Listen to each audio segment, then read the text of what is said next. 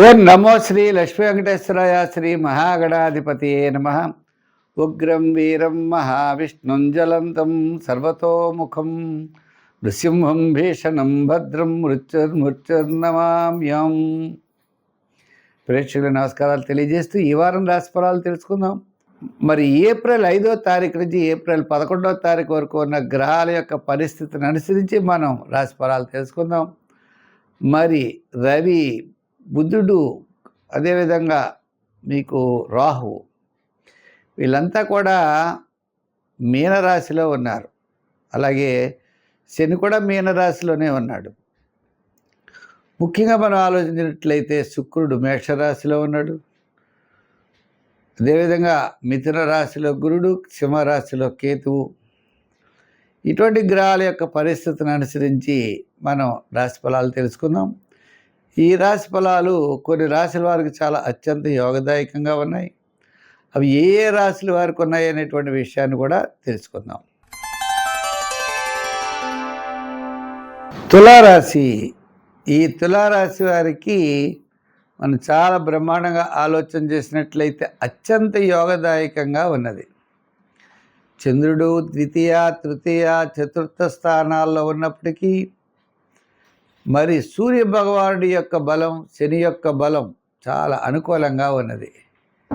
శని షష్ఠ స్థానంలో, సూర్యుడు షష్ఠ స్థానంలో ఆత్మస్థైర్యంతో ధైర్యంగా ముందుకు వెళ్ళేటువంటి అవకాశాలు ఉన్నాయి.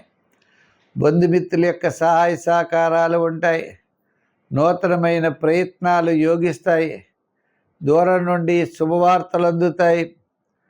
అత్యంత యోగదాయకంగా ఉన్నటువంటి కాలంగా ముందుకి వెళుతున్నాం. చక్కని అదృష్టం కూడా కలిసి వస్తుంది. అయితే ఎంతటి కార్యక్రమాన్నైనా దిగ్విజయంగా పూర్తి చేయగలుగుతారు. మంచి ఆలోచనలు ఉంటాయి. మంచి పట్టుదల ఉంటుంది. విద్యార్థులకి మంచి అవకాశాలు, రాజకీయ నాయకులకు కూడా ఊహించినటువంటి పరిణామాలు అనుకూలమైనవి సంభవిస్తాయి. వృత్తుల పరంగా ఉన్న వారికి కూడా ఆర్థిక డెవలప్మెంట్స్ ఖచ్చితంగా కనపడుతున్నాయి. ప్రధానమైన గ్రహములలో శని 6వ స్థానంలో, రవి 6వ స్థానంలో, గురుడు భాగ్యస్థానంలో సంచారం. అందుచేత మీరు ఏ విధమైన ఇబ్బంది పడకుండా చాలా ధైర్యంగా ముందుకు వెళ్ళేటువంటి పరిస్థితులు ఉన్నాయి. సంఖ్యల్లో 6, రంగుల్లో తెలుపు.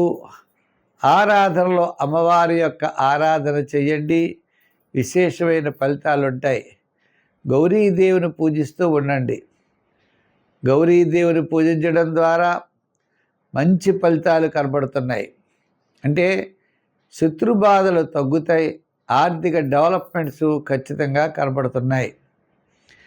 ఈ రాశి వారు పంచమంలో రాహు కారణంగా రాహుగ్రహ ప్రీతి కోసం దుర్గా సప్తశ్లోకి అనే అమ్మవారి యొక్క శ్లోకాలు చదువుకుంటూ అమ్మవారి యొక్క ఆరాధన చెయ్యండి. విశేషమైనటువంటి ఫలితాలు ఉంటాయి.